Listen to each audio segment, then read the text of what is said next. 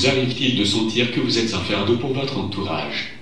Oui, oui. Des fois, j'ai l'impression que j'ai un caractère tellement, pas noir, mais, je sais pas, agressif peut-être, ou arrogant, ou négatif, de temps en temps.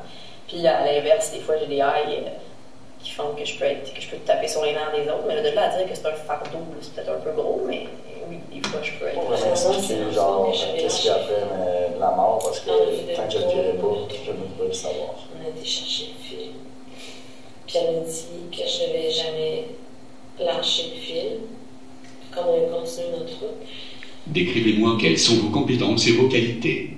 Je travaillais longtemps en garderie avec des enfants. Donc ça, c'est quelque chose dans lequel je suis bonne. Mais ça, j'ai fait ça comme de mon côté, toute seule chez moi. Au cours de ma vie, là, avec les contacts que j'ai eus avec différents animaux que j'ai eus. Je suis une personne qui a une qualité, c'est l'écoute. Je suis capable d'écouter les gens, d'essayer des fois, soit de peut-être essayer de leur faire réaliser que peut-être leur pensée est négative, puis d'essayer de voir la vie justement du bon côté. Les compétences, mes compétences. Ouais. Je reste quelqu'un de manuel, du brouillard. Tu sais, autant, comme je disais, je fais de la chainsaw, je vais aller bûcher dans le bois, je vais aller. Il fait noir le soir dans le bois, bon, mes amis ont la misère à aller chercher du bois, ben, tiens, moi, il va y aller chercher le bois. Puis.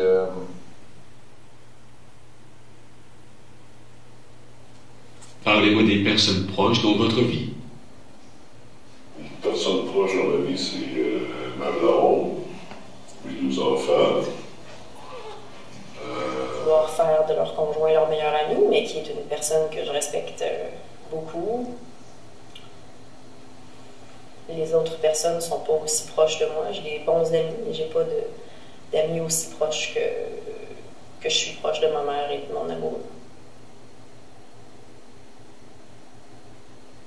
Ben, il y a mes 2 frères. Ben, c'est sûr qu'il y a des personnes qui sont plus proches dans ma vie. Oui, j'ai des amis, mais j'ai des personnes plus proches, dont justement certaines personnes qui ont vécu ma tentative de suicide, qui a fait en sorte qu'il y a eu un rapprochement, et d'autres, bizarrement, des éloignements. J'ai une relation amour-haine avec lui. C'est sûr que j'ai fait beaucoup de mal à du monde, genre en faisant ma tentative de suicide. Ça les a blessés beaucoup, mais par contre, on est toujours là, on se parle toujours, puis on est bien ensemble. La question du suicide au Québec, ça touche presque tout le monde de près, parce que quand même, c'est près de 3 personnes par jour qui arrivent à se donner la mort et 76 qui essaient. Un jour, je me suis dit, ah tiens, on pourrait faire un objet d'art qui traite de ce phénomène. Puis je me suis demandé comment aborder ce phénomène-là. Puis tout d'un coup, l'idée m'est venue que je pourrais faire des interviews avec des gens qui ont eu de graves accidents, donc de tentatives sévères de suicide et qui en seraient ressortis comme miraculés. J'ai fait un travail de réécriture de textes antiques autour du mythe d'Orphée parce que je me disais que c'était important de mettre en relation ce phénomène dans un contexte aussi historique. Donc culturellement, nous on a Hercule, Héraclès qui va aussi aux enfers, mais Orphée qui va aux enfers puis qui en ressort. Donc qui va essayer d'aller chercher sa copine, Eurydice, aux enfers, et qui en ressort bredouille. Donc, cette idée d'aller rejoindre quelqu'un dans la mort. Donc, souvent, les gens qui attendent à leur vie ont cette idée qu'ils vont aller rejoindre d'autres personnes qui sont mortes avant eux. Je suis pas capable de...